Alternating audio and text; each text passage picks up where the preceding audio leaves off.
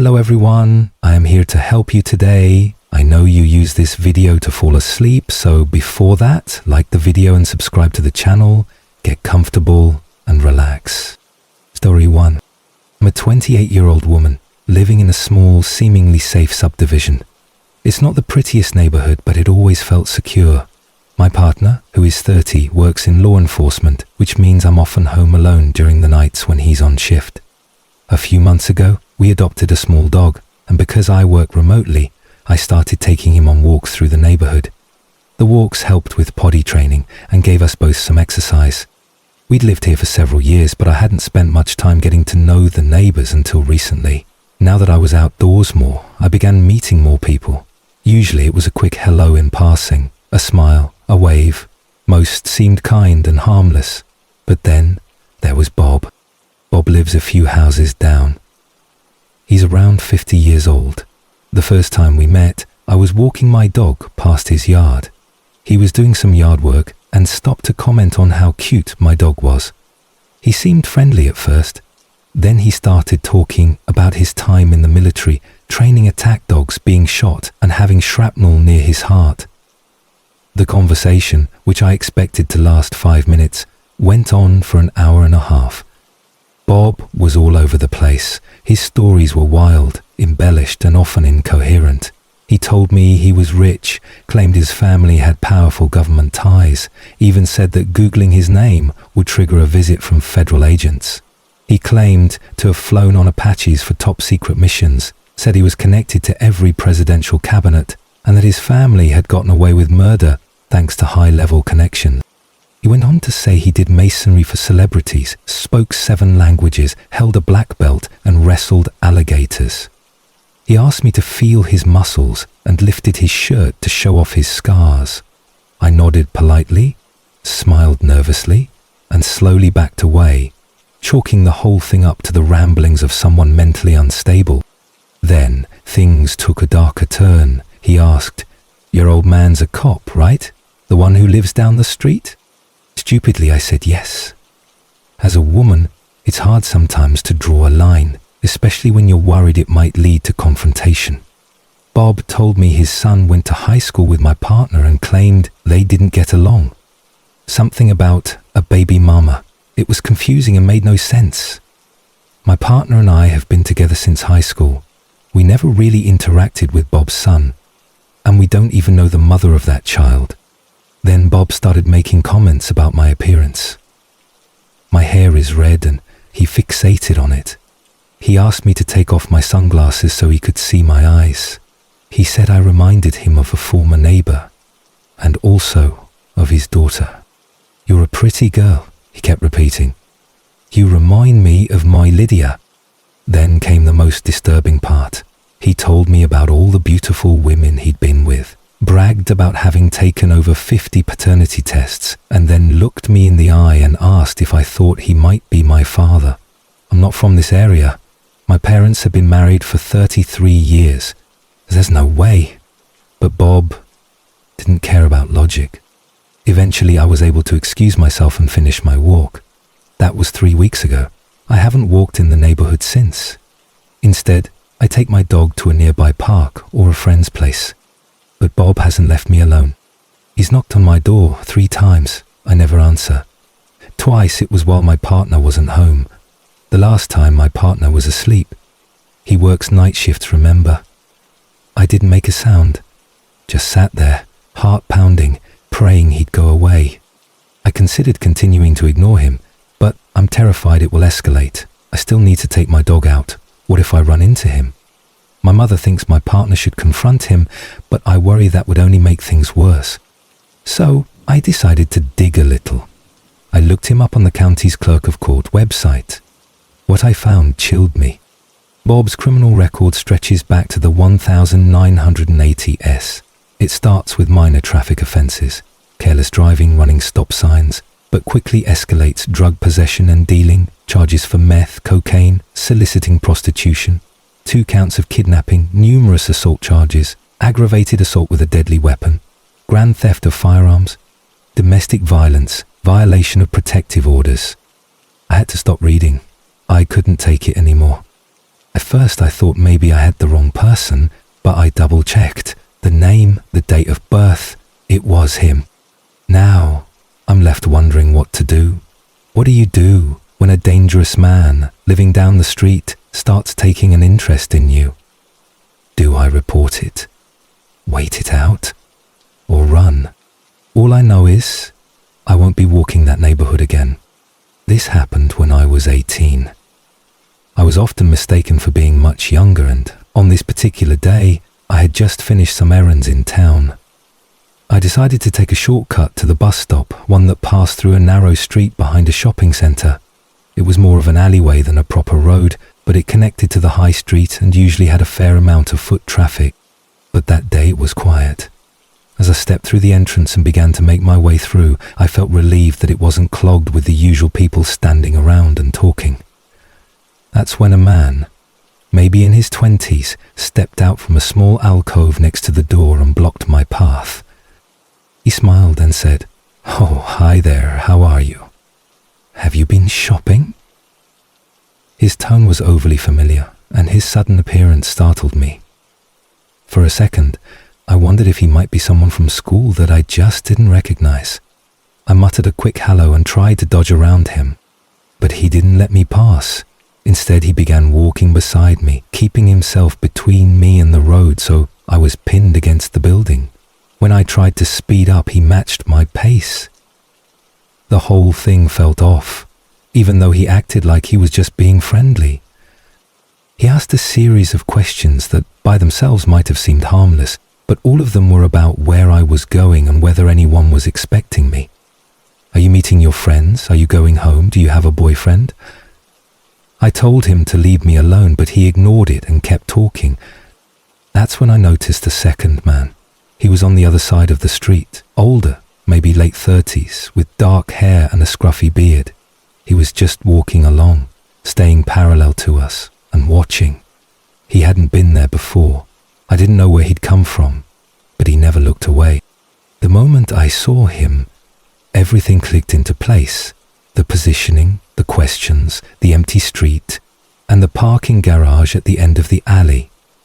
My heart started pounding. I realized the blonde man could easily shove me into that garage. And what if the second man was holding car keys?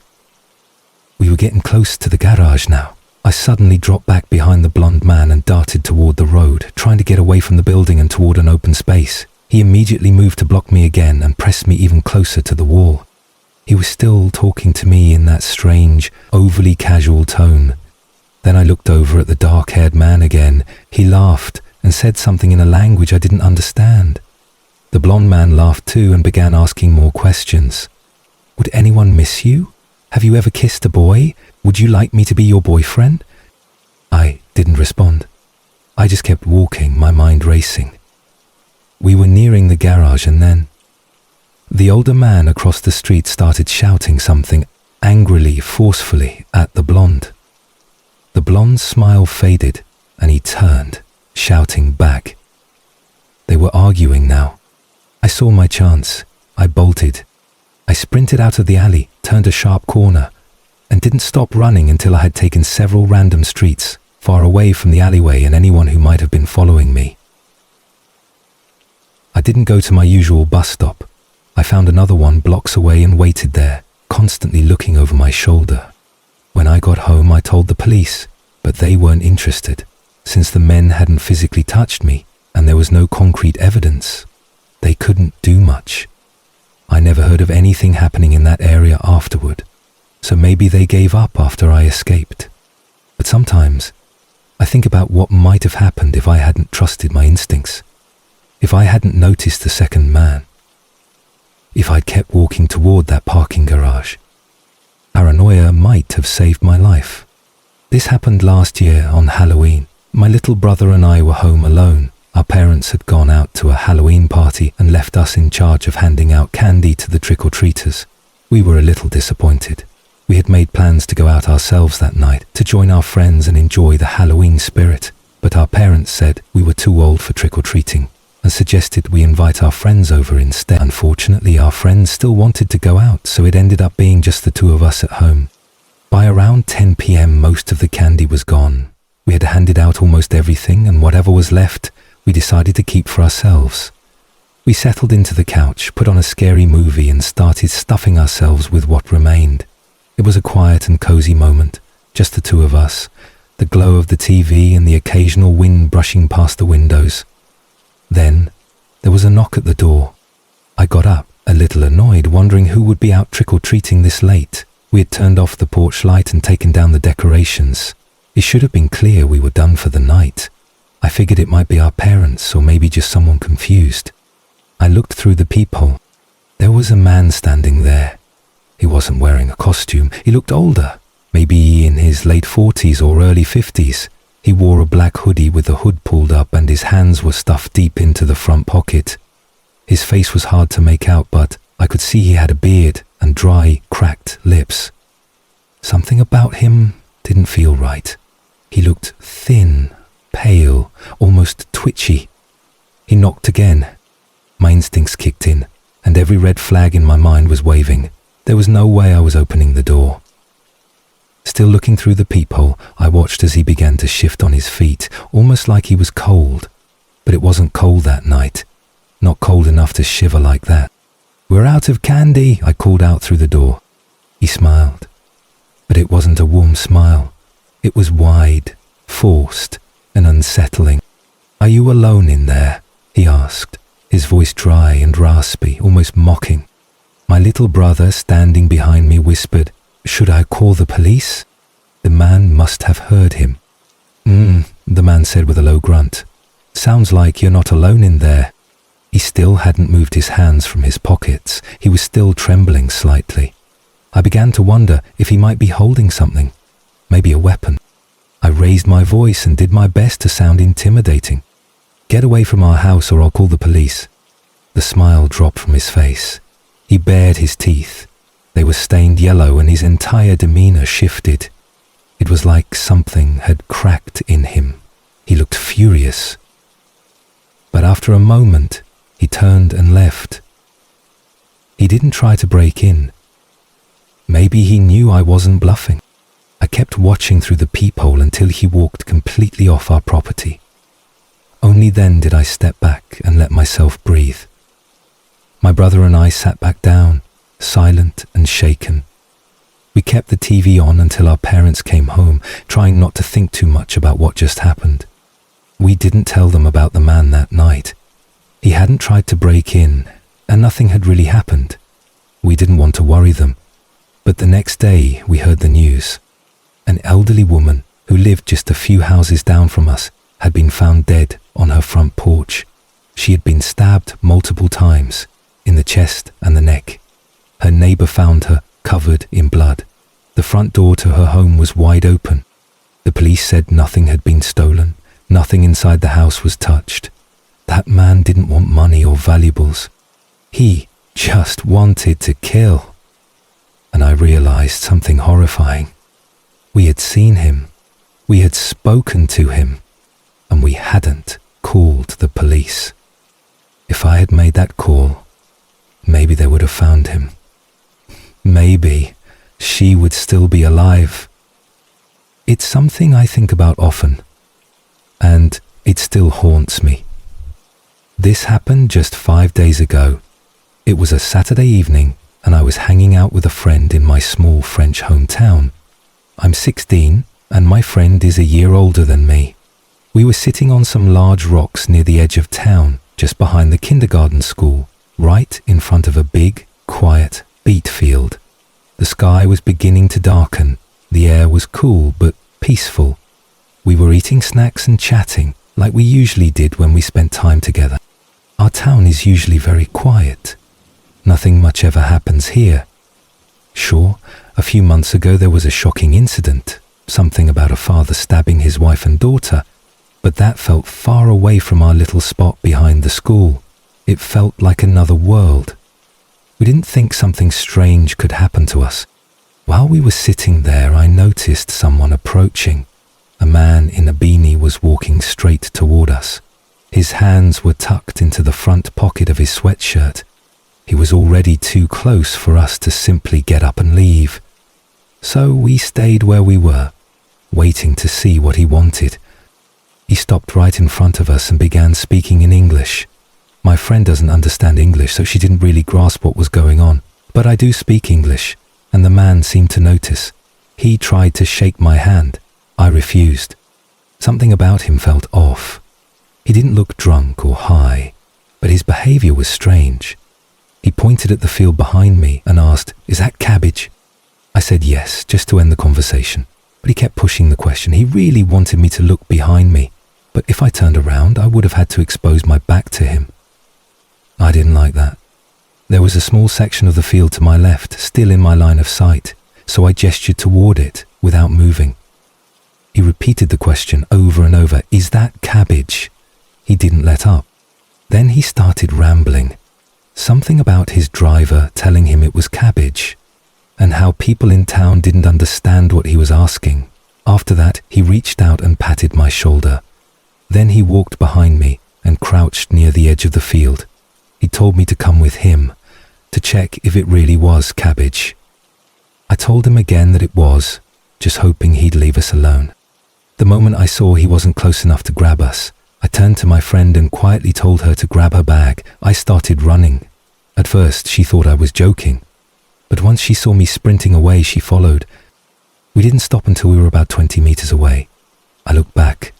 He was walking after us for a moment, but then he disappeared behind the kindergarten building. We were shaken. I said goodbye to my friend and we each took separate paths home. My route took me past the elementary school next door. Just as I was about to round the corner, I saw him again. He was coming from a road that runs between the kindergarten and the beet field. He had his phone out, the screen lit in the dark. He was holding it in both hands. I didn't stop. I turned around and ran back to my friend's place. I told her what I saw, and we agreed I'd stay until her dad could drive me home later. That night, as we talked, we both came to the same chilling thought. What if he wasn't alone? What if his weird conversation was just a way to waste time, to separate us? Maybe there was someone else waiting in a car, just out of sight. Maybe they were planning something darker, kidnapping, or worse. Later, I told another friend who lives in the same town. He said he had seen that man earlier that day, acting strangely. We still don't know who he was or what he wanted. Maybe it was nothing. But my gut tells me otherwise. To the strange man who wanted to talk about cabbage, let's not meet again. I was in my early 20s when this happened. My spouse and I had gone camping with another couple deep in the Smoky Mountains. We were hours away from the nearest small town, completely surrounded by woods. The campground had a few other sites, but none were close enough to see or hear. We had the place mostly to ourselves. It was around 1 a.m. The four of us were sitting around the fire, just talking and enjoying the stillness of the night. Then, from somewhere in the distance, we heard it. A whistle. Not just any whistle, but the 3-note whistle from the Hunger Games. It repeated 3 or 4 times. We laughed at first, brushing it off as someone else camping nearby having fun. Maybe another group out for a late-night walk. We didn't think much of it. After all, the world's a strange place and people do odd things, especially in the woods. Let me set the scene a little more. My friends were sitting opposite me, their backs to the forest, facing the camp. My back was turned toward the woods. Our dog lay peacefully beside me, fast asleep. It was fall, and the forest floor was covered in dry leaves. Every step on the ground made a loud, unmistakable crunch. More than an hour passed after the whistle. We were still chatting when I started to feel strange. It was like the air had gone still, like the shadows had shifted slightly. I glanced behind me, into the dark, but saw nothing. Maybe just a flash of something white, followed by something black. I mentioned it to the others, laughed it off, and tried to shake the feeling. A few minutes later, that uneasy sensation returned, stronger this time. I turned again and my eyes caught a shape. I could now clearly make out the top half of a white shirt. Someone was standing in the darkness, less than 15 feet behind me. I screamed, "Who the hell is that?" Flashlights flicked on instantly. That's when he stepped forward and identified himself. It was a federal marshal. Standing next to him was a game warden. I had seen his white shirt and black tactical vest from the firelight. He had been standing there, silently watching us for who knows how long. The leaves had been so loud underfoot all night, and yet none of us had heard him approach, not even my dog, who is normally alert to every sound and movement. She didn't stir once. They explained that they had parked far down the road and walked in. Apparently their job in the area involved quietly listening in on campsites and checking for illegal substances. They weren't there to cause trouble. They were just making rounds. They asked about our drinks, looked inside a few cigarette packs, and even found a tiny roach from a joint someone had smoked hours earlier. One of them wrote my friend a $300 ticket. They stayed for a while, made some small talk, and then disappeared back into the woods without another word, just melted into the dark the same way they had arrived. After they left, none of us spoke. We just sat there in silence, staring at the fire, trying to process the whole thing. We ended up packing up and leaving the next morning. Cut our trip short by a day. It's been 10 years since that night, and I still love to camp. But ever since then, I've never quite felt the same after dark. The idea that someone could stand so close, that 4 people and a dog could be watched in total silence, it still gives me chills. This happened about 5 years ago, and even now, it's difficult for me to talk about. Not because I'm afraid, but because it brings back a kind of fear that lives deep in the bones, one that never completely goes away. It's not the kind of story I share often. Most people don't know how to respond. They either get uncomfortable or offer advice that, while well-meaning, doesn't acknowledge what it truly feels like to be frozen in panic. But I think some of you will understand. At the time, I was working as an ophthalmic technician, living in a relatively nice apartment in downtown Memphis. It wasn't the fanciest place, but it was comfortable and I felt safe. I had a routine. I came home from work around 4:30 each day, locked the front door behind me, usually. That afternoon, I forgot. I came in, placed my keys, wallet and phone on the kitchen island, and heard the heavy metal front door swing shut behind me. I didn't lock it. I didn't think twice about it. Growing up in a small town, I had never developed the habit of locking my door during daylight hours. Besides, my husband was due home soon, and it didn't seem necessary. I went about my afternoon, finishing some laundry I had started earlier that morning. I carried a small basket through the apartment, walked into the bathroom, and then into the spacious walk-in closet to hang things up. The apartment was quiet, and I felt at peace. That quiet, ordinary rhythm, one I'd moved through 100 times before, was broken by a sound that wasn't supposed to happen. The front door opened. For a second I smiled. My husband must have gotten off work early. I called out to him cheerfully, "I'm in here, love," but no answer came. The silence that followed wasn't ordinary. It was heavy.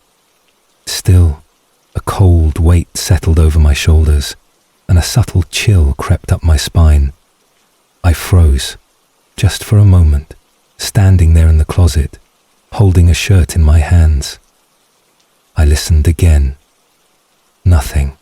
Trying to shake the unease, I stepped out of the closet, then out of the bathroom and into the living room. That's when I saw him. A man. A stranger. Standing just on the other side of the kitchen island. He didn't say anything.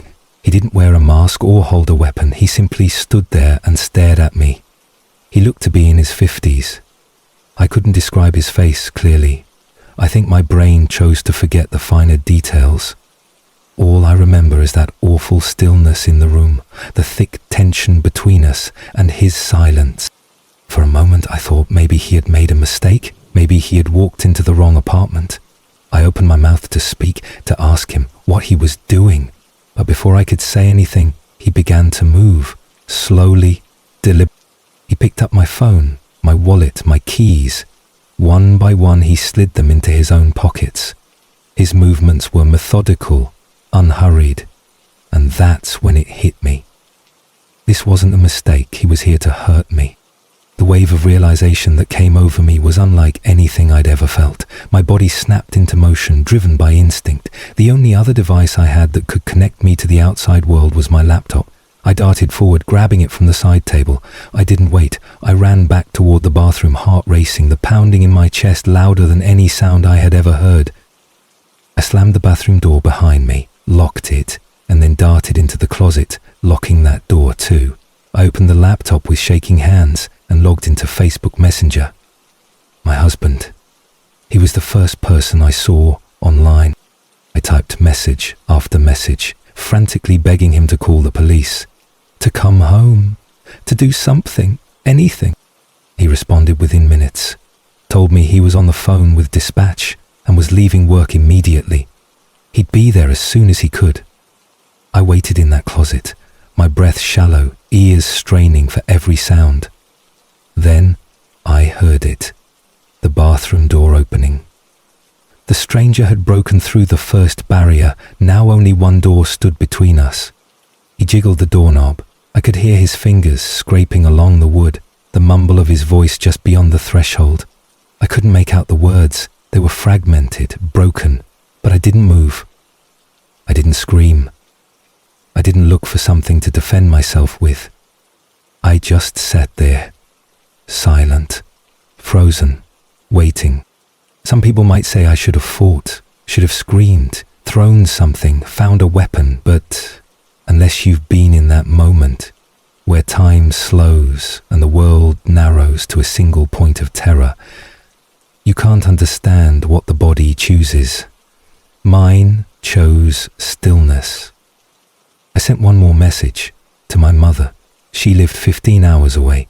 I told her what was happening, told her I loved her, and asked her to tell my brothers the same. I don't know why I did it. I just needed her to know. Needed someone to hold on to, even from that distance. The closet door held. After a long stretch of silence, I heard footsteps move away. I heard drawers being pulled open, cabinets slamming, glass shattering on the kitchen floor. He was searching, tearing through my apartment, looking for something. Then finally I heard another door open. My husband's voice called out. The man left the bathroom. I opened the closet door and ran. My husband had tackled the intruder and was holding him on the floor. The man mumbled, struggled a bit, but didn't fight back. The police arrived 25 minutes after my husband's call. 25 minutes. It felt like an eternity. They arrested the man, returned my belongings. I filed a report, answered questions. The officers told me I needed to be more careful, to always keep my door locked. One of them said it with a touch of judgment in his voice. At the time, I was hurt, but later I understood. He had probably seen similar stories end very differently. After that, everything changed. I couldn't sleep. Every sound at night felt like footsteps. Every creak of the floor reminded me of that closet door handle turning. My husband and I moved to a new city a year later. A safer place, a quieter town, a third-floor apartment with only one way in. I checked the crime rates obsessively, but I still didn't feel safe. I realized my fear didn't come from the place I lived. It came from the knowledge that I hadn't known how to protect myself, that I had been unprepared, that I might still be unprepared. So I signed up for self-defense classes. I trained quietly, week after week. At first I stayed in the back of the class, small and unsure. But over time I grew stronger. My instructor was kind, patient, and slowly helped me rebuild my sense of control. I trained for months, then years. Now, I'm not afraid in the same way. I no longer feel helpless. I'm not ashamed of how I reacted that day. I survived. That's enough. But I also know now that if anything like it ever happens again, I will be ready. If you're listening to this and you've experienced something similar, if you still find yourself lying awake at night, listening for every noise, replaying moments you wish had gone differently, know that you're not alone. Your response was valid, your fear was real, and your healing doesn't have to follow anyone else's timeline. You're stronger than you think. You're still here, and that matters. This story goes back quite a few years. It never escalated into anything more than what it was, but for a long time it haunted me. It left a shadow that took years to fully fade. It wasn't just the fear of what happened, it was the deeper realization that danger can creep in through the smallest cracks. What started as an innocent mistake on my part turned into something that lingered in my thoughts for years. At the time, I was a teenager. Like so many teens, I spent a lot of time online. I was part of an internet community, a message board filled with friendly people. It was a small, close-knit corner of the web. Everyone seemed to know each other. We joked, we debated, we shared our lives. I had real-life friends, but the people I met there felt like an extension of my world. I still speak to some of them today. Some of us even met in person later in life, and it was always wholesome, always kind. But then, there was him. He joined the board quietly.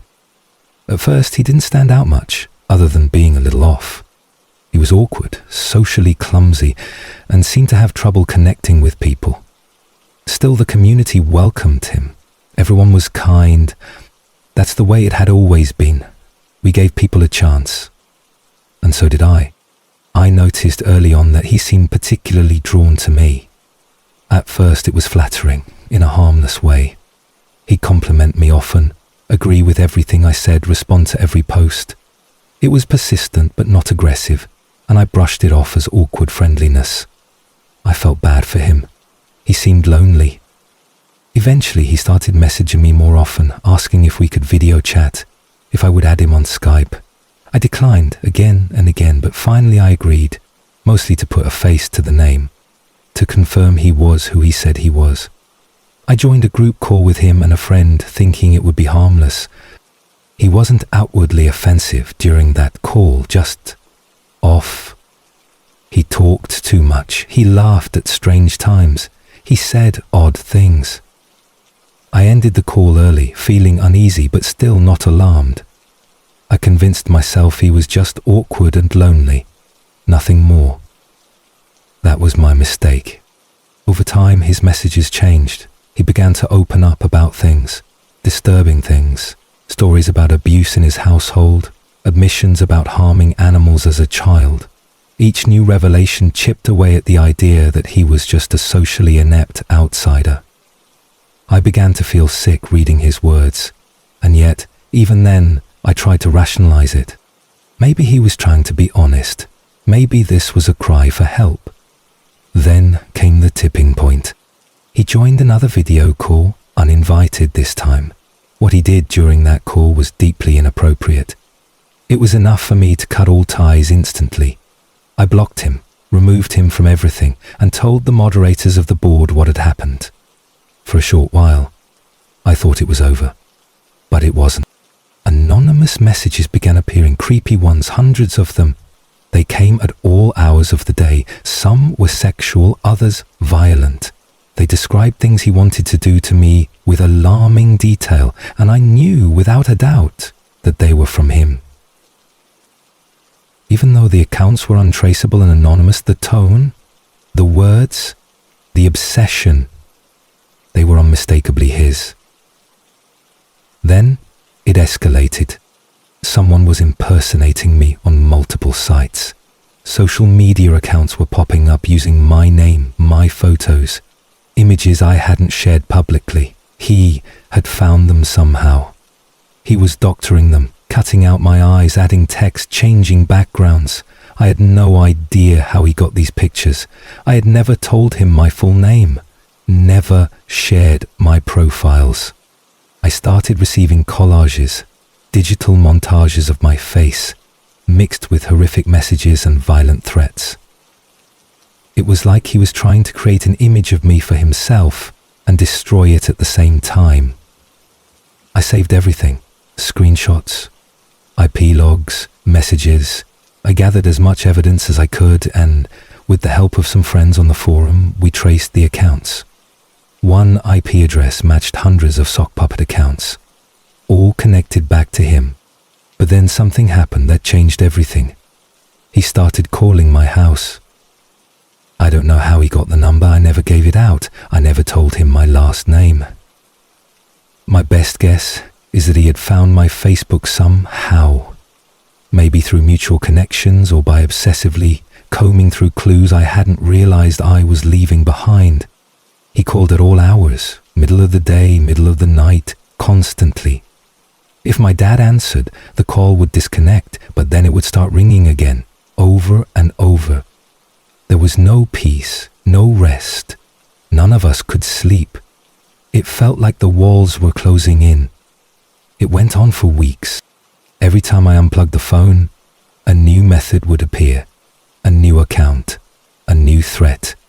He wanted me to feel helpless, and for a while, I did. But then I remembered something. In his arrogance, he had once told me a lot about himself, his full name, the city he lived in, even his parents' names. He had posted it all online once, bragging, trying to seem important. I used it. I found his parents' phone number. I left them a voicemail. I told them everything, every single detail. I never heard from him again. Sometimes, late at night, I think about what could have happened if I hadn't spoken up, if I had ignored the red flags, if I hadn't trusted my instincts. But more than anything, I think about how long it took me to stop blaming myself. If you're listening to this and you've experienced something like it, I want you to know that it wasn't your fault. It's never your fault when someone becomes obsessed with hurting you. And it's okay if it takes time to feel safe again. For me, it took years, but I got there, and you can too. When I was in college, I lived in a tiny studio apartment tucked away on the edge of campus. It wasn't much, just one room with a small kitchen, a bathroom barely large enough to turn around in, and a single window that faced a quiet alley. But it was mine. It was the first place I ever lived alone. And for the first few months, it felt like freedom. I had a routine. I'd get up early, brew a cup of coffee and walk to class. In the evenings, I'd return home, make something simple for dinner, and wind down with a book or a movie. It was a peaceful life and I cherished the quiet. The only real noise came from the occasional footsteps in the hallway outside my door, or the hum of the neighbor's television through the wall. It was uneventful, and at the time, that's exactly what I needed. Then, one night, something changed. I had come home later than usual. It was a cold, rainy Thursday in early winter. I remember how the street lights glowed orange through the mist, how the puddles reflected the city like blurry paintings. I climbed the stairs to my apartment, tired, chilled, and ready to collapse into bed. But as I reached my door, I noticed something strange. The door was unlocked. I paused, confused. I was sure I had locked it that morning. I always did. It was part of my routine, second nature. Still, I told myself I must have been in a rush and simply forgot. I pushed the door open slowly and stepped inside. Everything looked normal. My backpack was still where I left it.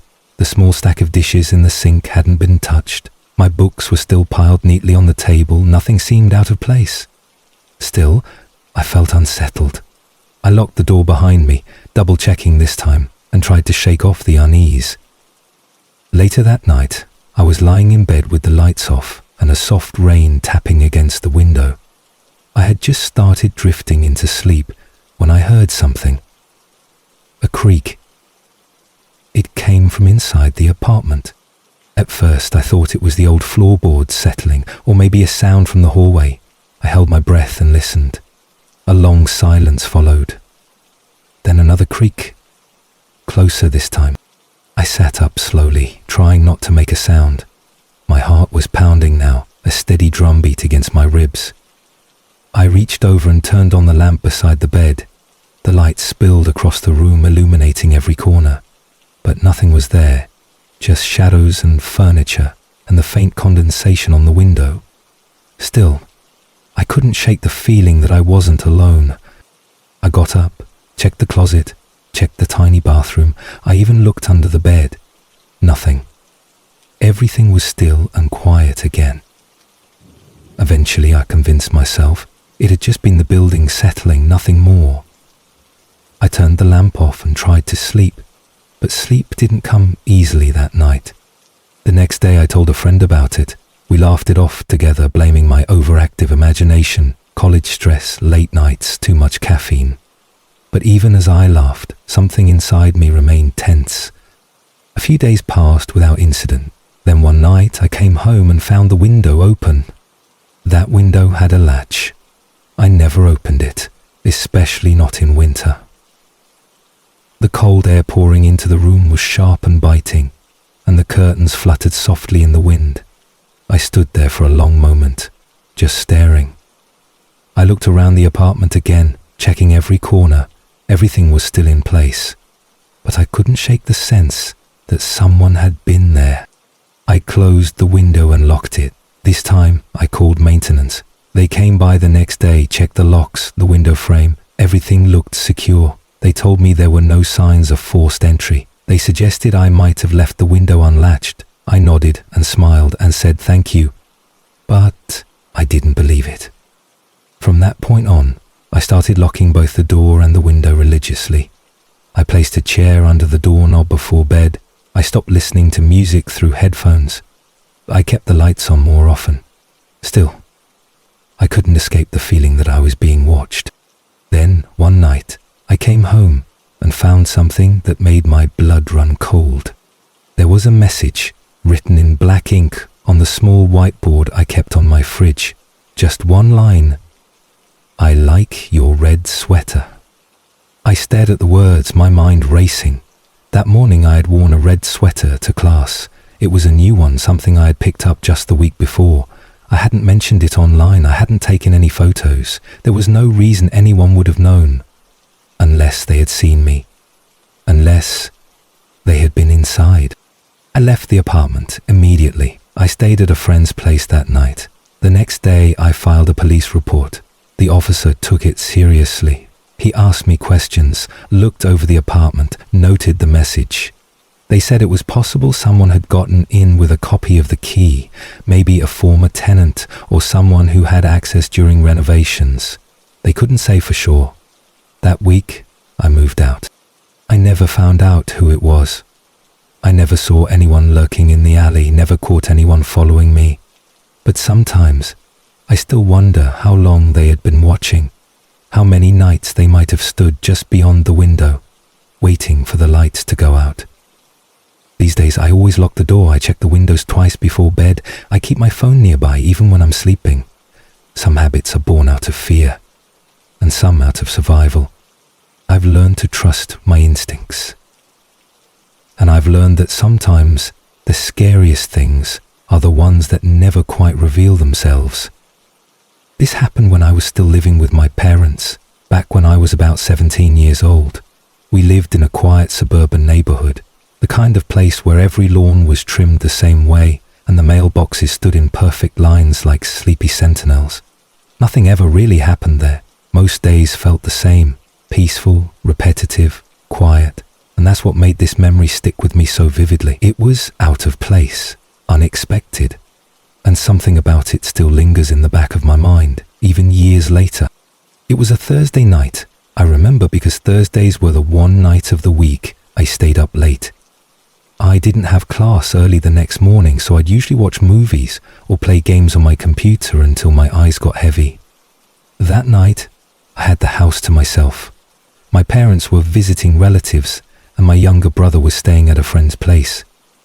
I remember thinking how nice it felt to have the whole house to myself, quiet, peaceful.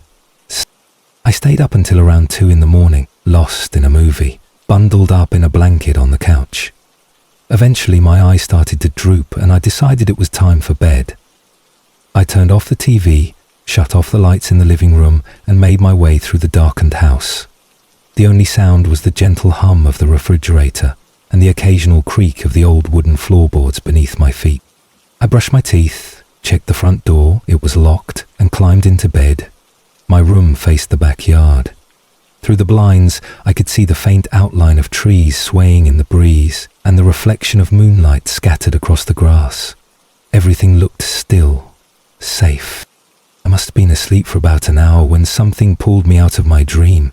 It wasn't loud. In fact, it was incredibly subtle, just a quiet tapping. At first I thought I had imagined it. I stayed still, eyes half closed, listening. Then I heard it again. Tap, tap, tap. It was coming from the window. I rolled over slowly, the weight of sleep still heavy in my limbs, and stared toward the blinds. My heart started to thump in that soft, uncertain way it does when your brain hasn't caught up with the fear yet. Another tap, then silence. I told myself it was probably just a tree branch, the wind maybe, a bird, anything ordinary, anything explainable. Still, I got up. I tiptoed over to the window, careful not to make a sound, and slowly lifted one of the blinds with my finger. And there he was.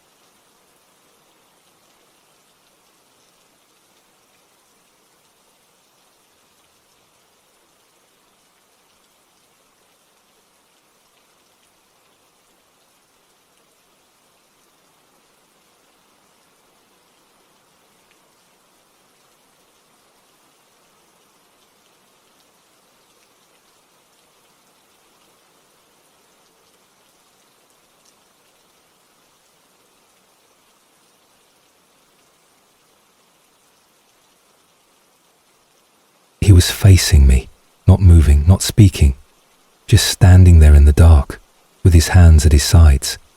The moonlight lit him faintly from behind, outlining his shoulders and casting his face in shadow. I couldn't see his expression, but I could feel him watching me. I froze.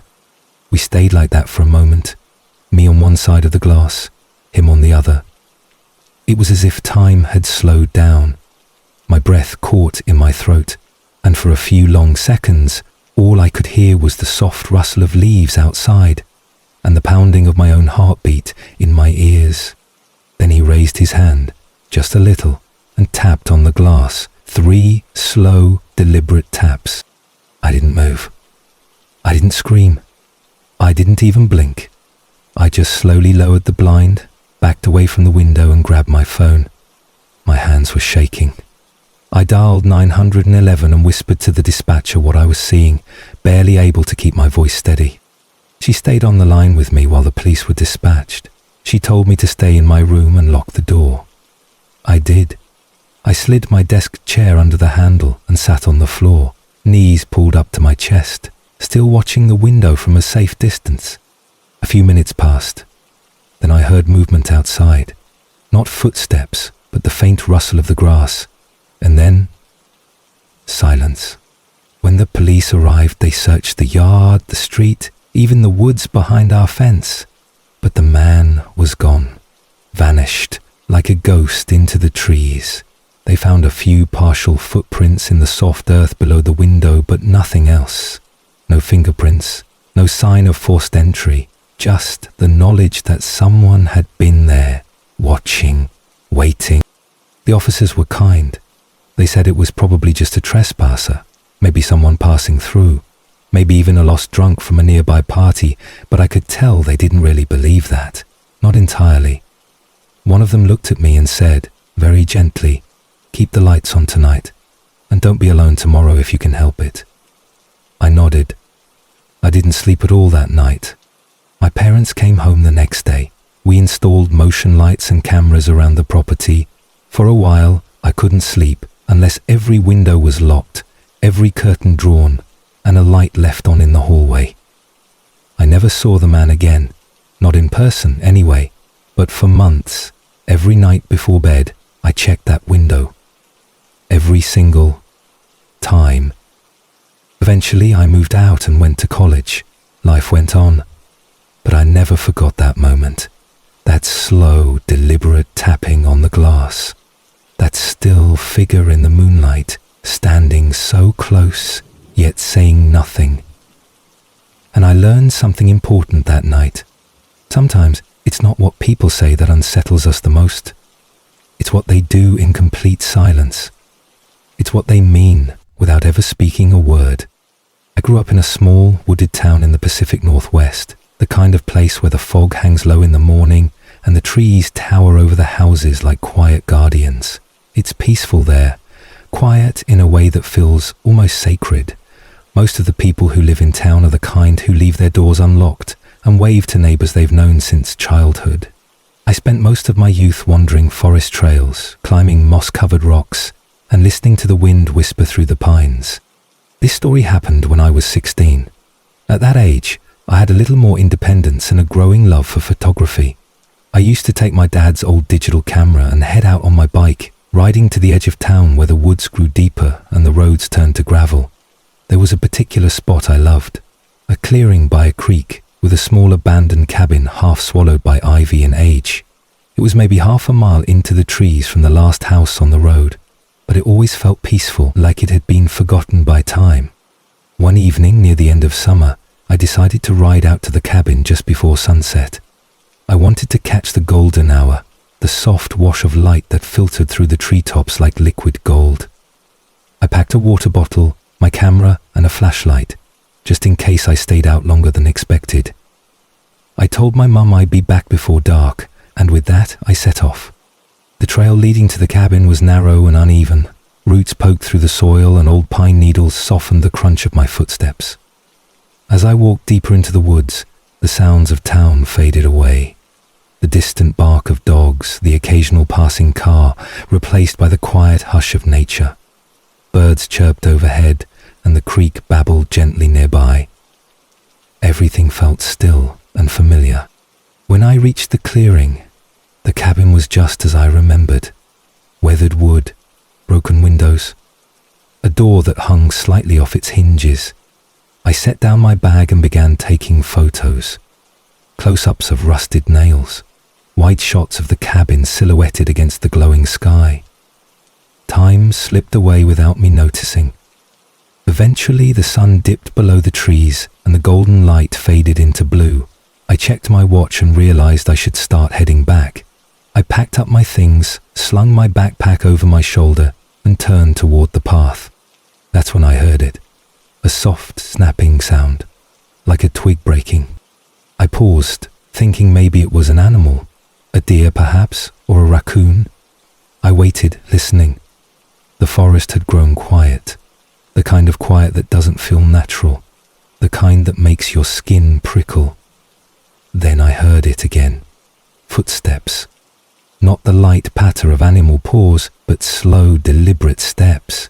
Someone was walking through the forest, someone heavy enough to make the branches crunch, but careful enough to do it slowly. I stood completely still, holding my breath. The footsteps stopped. I turned slowly, scanning the tree line. Nothing. Just shadows and ferns swaying gently in the breeze. Still, the feeling didn't go away. That ancient, instinctual alarm in the back of my mind was ringing. I reached for my flashlight, switched it on, and took a cautious step toward the trail. That's when I saw it. A shape. Just behind the trees, maybe 20 yards away. A person. Standing still. Facing me. I couldn't make out the face. Too much distance, too much darkness, but the posture was unmistakable. Upright. Rigid. Watching. For a moment, I convinced myself it was just another hiker. Maybe someone who had wandered off trail. Maybe someone just as startled to see me. But they didn't move. They didn't wave or speak. They just stood there. Still as stone. I backed away slowly, keeping my light trained on the figure. Then I turned and started walking, fast, but careful not to run. The trail twisted between trees and dipped over roots, and I didn't want to trip. My heart was pounding in my ears, but I forced myself to stay calm. After about a minute of walking, I stopped and turned around. The figure was gone. At least, I thought it was. I scanned the forest again, slowly sweeping the flashlight across the trunks and branches. Then, just to the left of the trail, closer than before, I saw them again, still watching, still silent. This time, I didn't wait. I ran. The forest blurred around me. Branches scratched at my arms and the beam of the flashlight jumped with every step. I didn't look back, I just ran, following the narrow trail as it led me toward the edge of the woods. My lungs burned and my legs ached, but I didn't stop until I reached the gravel road, my bike waiting where I had left it. I jumped on and pedaled hard. The sun had vanished completely now, and the woods behind me had turned to darkness. I didn't slow down until I was back in my neighborhood, the glow of porch lights and street lamps surrounding me like a warm blanket. I never told my parents. I didn't want them to think I was being dramatic or paranoid, but I never went back to that cabin again. Sometimes, late at night, I still think about that figure. Maybe it was just a person, someone exploring like I was. Maybe they were curious, cautious, or maybe they were waiting, watching, hiding behind the trees, just close enough to see, just far enough to never be seen clearly. There's something unsettling about silence in the woods, something ancient, something that watches from the shadows and never makes a sound. And I think, deep down, part of me knows that I wasn't alone in those trees, not really. It happened when I was in my early 20s, during a summer that felt like it would never end. I had just graduated from university, and I was staying at my grandmother's cabin while looking for work. It sat at the edge of a forest, tucked into a quiet stretch of northern Michigan, the kind of place where time slows down, and everything feels just a little removed from the rest of the world. The days were long and warm, the nights cool and quiet, filled with the sound of crickets and the occasional hoot of an owl. The cabin itself was small but cozy, just one bedroom, a little kitchen, and a front porch with a rocking chair that creaked when the wind shifted. There was no internet, no cable, and barely any cell reception. Most of my time was spent reading, going on walks, or just sitting outside, listening to the breeze moving through the trees. It was peaceful, so peaceful in fact, that I sometimes forgot how isolated it was. The nearest neighbor was a mile down the road. The nearest town was 20 minutes by car. At night, when the stars came out and the trees turned into black silhouettes against the sky, there was a kind of stillness that you couldn't find in the city, a silence so deep it almost had weight. One evening, after the sun had dipped below the horizon and the sky had taken on that deep indigo glow, I was sitting out on the porch with a cup of tea. The forest in front of me stretched endlessly in every direction, the tree line dark and unmoving. A few fireflies danced above the tall grass, their light soft and rhythmic. Everything was calm, perfect. That's when I heard it. A faint sound, soft but distinct, a whistle, 3 clear notes. At first I thought it was a bird, some unfamiliar nighttime call. But the melody was strange, almost too perfect, too human. It came from the woods, maybe 100 feet in. Then, after a moment of silence, it came again. The same 3-note whistle, slow and deliberate. I sat very still, the mug warming my hands. My breath caught in my throat, not out of fear, but from something deeper. Instinct. That strange internal tension that rises when something doesn't feel quite right. I stood up slowly and scanned the forest. Nothing moved. The trees stood still in the dusk, their shadows long and silent. I waited, listening. Then I heard it again. 3 notes. Closer this time. My heart began to pick up pace. I told myself it had to be someone playing a joke, maybe a hiker or a kid passing through the woods. But no one knew I was here. I hadn't told many people I was staying at the cabin, and there were no trails through that part of the forest. I went inside, locked the door, and stood by the window for a while. The sound didn't return. Eventually I convinced myself it was nothing. I read for a bit, made a light dinner, and went to bed. The next morning everything was normal. The sun rose golden over the trees, birds chirped, a squirrel darted across the porch. I let the night drift out of my mind like a strange dream. The day passed slowly, and by the time dusk came again, I was back on the porch, tea in hand, wrapped in a blanket against the cooling air. And then I heard it again. The whistle. 3 notes. This time, I didn't wait. I stood and went inside, locking the door behind me. I turned off the lights, moved to the side of the window and looked out, trying not to be seen. The forest remained still. But the sound came again. Closer. It wasn't random. It wasn't distant. It was being made with intention. It didn't belong to a bird. It wasn't natural. Someone was out there. I didn't sleep that night. The sound never came again that evening, but the silence after it felt heavier, like something was waiting, like I had been noticed. The next day, I drove into town and bought a motion-activated light for the porch. I told myself it would be enough. But the next night, the whistle returned. Only this time, it came from the side of the house. No longer from the forest, no longer distant. Someone had moved. And they were getting closer. I turned on every light in the house and sat awake until dawn, a kitchen knife on the table beside me. Nothing else happened. No knocks, no footsteps, just the whistle, over and over. That morning I packed a bag and left the cabin. I drove 3 hours to stay with a cousin in another town and didn't return until my grandmother came back from her trip. I didn't want to scare her, so I didn't tell her the full story, just that I felt uneasy out there, that maybe the solitude wasn't good for me. But I think about it often, the whistle, the way it moved, the rhythm of it, those same 3 notes repeated again and again, as if to let me know someone was there. To this day, I don't know who it was.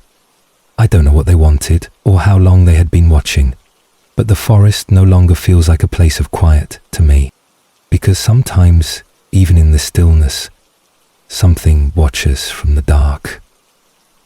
And it does not sleep